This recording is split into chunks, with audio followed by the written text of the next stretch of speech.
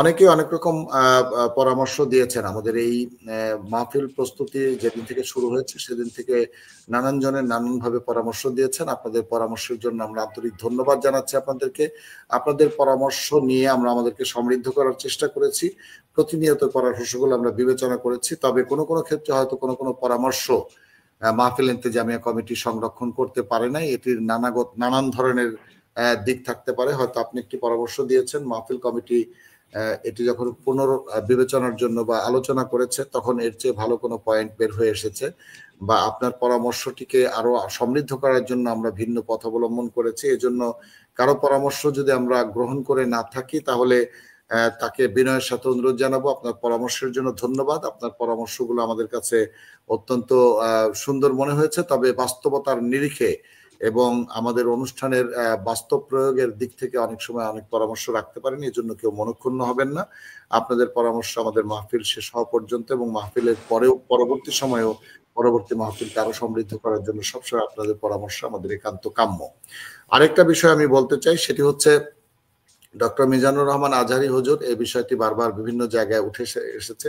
আজহারী হুজুর এবং অন্য বক্তা যখন বয়ান শুরু করেন তখন কারো কোনো বিষয়ে ব্যক্তিগত আলাপচারিতা বা পাশের জনের সাথে কোনো কথোপকথন করার থাকলে সেটি এমন মৃদু ভাষায় করবেন যেন সেটি আলোচনার শুনবার পরিবেশকে বিঘ্নিত না করে। এবং হুজুরের অনেক সময় মন খারাপ হয়ে যায়, একজন বক্তা 10-12 লক্ষ লোক সামনে রেখে কথা বলার সময় যদি কোনো দিক থেকে ডিস্টার্ব বোধ করেন তিনি কিন্তু সাবলীলভাবে কথা বলতে পারেন না। ফলে দূর দূরান্ত থেকে যারা আসবেন তারা তার মূল্যবান পরামর্শ থেকে কিন্তু বঞ্চিত হবেন, এরকম মাহরাম হবেন। এরকম কাজ যেন আমরা না করি। আলোচনার সময় যেন আমরা নীরব পরিবেশ বিরাজমান রেখে সকলকে হেদায়েতের উদ্দেশ্যে আলোচনা শুনবার পথ করে দেই। আরেকটি বিষয় হচ্ছে আসার সময় এবং বের হওয়ার সময়, এ দুটির কিন্তু একটা বিরাট পার্থক্য আছে।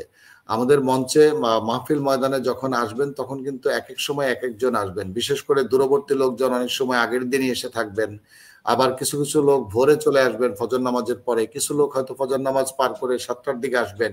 এইভাবে 10টা-11টা পর্যন্ত লোকজন আসতে থাকবেন। কিন্তু মাহফিলটা যখন শেষ হয়ে যাবে 4টার সময় মিজানুর রহমান আজহারী হুজুরের আখেরি মোনাজাতের মাধ্যমে, তখন কিন্তু এই 20 লক্ষ লোক বা 15 লক্ষ লোক একসাথে বের হওয়ার একটা চেষ্টা করেন। এই জায়গাটায় আমাদের একটা অনুরোধ থাকবে, প্রত্যেক ক্ষেত্রেই আমরা কিন্তু বয়স্ক যারা তাদেরকে প্রাধিকার দেই, তাদেরকে আগে বের হওয়ার সুযোগ করে দেব।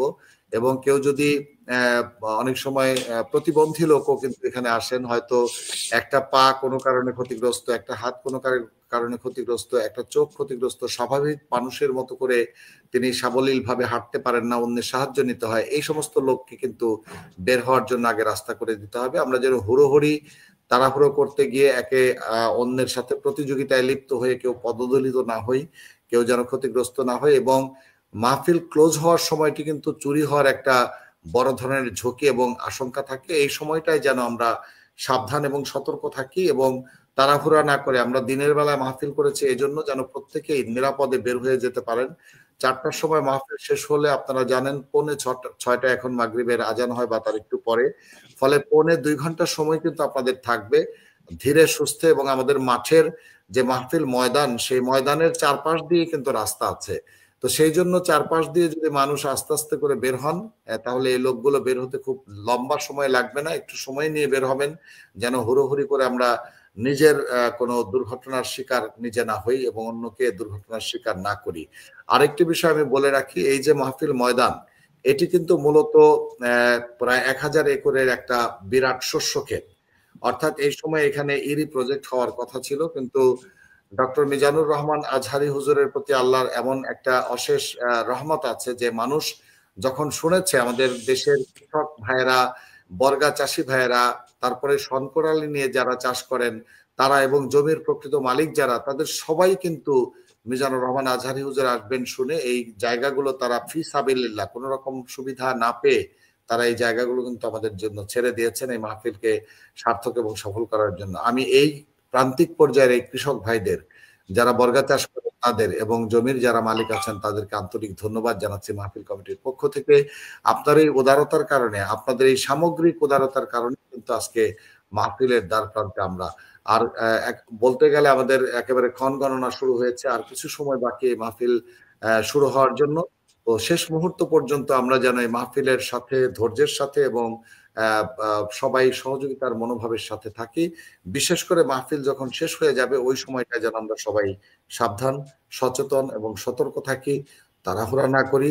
আস্তে ধীরে, যেহেতু মাহফিল শেষ হয়ে গেছে, আপনার যদি যেতে আরো ২ ঘন্টা ৩ ঘন্টা দেরিও হয়, তাহলেও কিন্তু আপনার নিরাপদ আ আ আ প্রস্থান কিন্তু অত্যন্ত গুরুত্বপূর্ণ। সেজন্য হুড়োহুড়ি করে নিজেকে বিপদে না ফেলার চেয়ে নিরাপত্তার সাথে আমরা যেন বের হতে পারি, এই ব্যবস্থাপনার জন্য আমি সকল দর্শকদের অনুরোধ জানিয়ে রাখছি।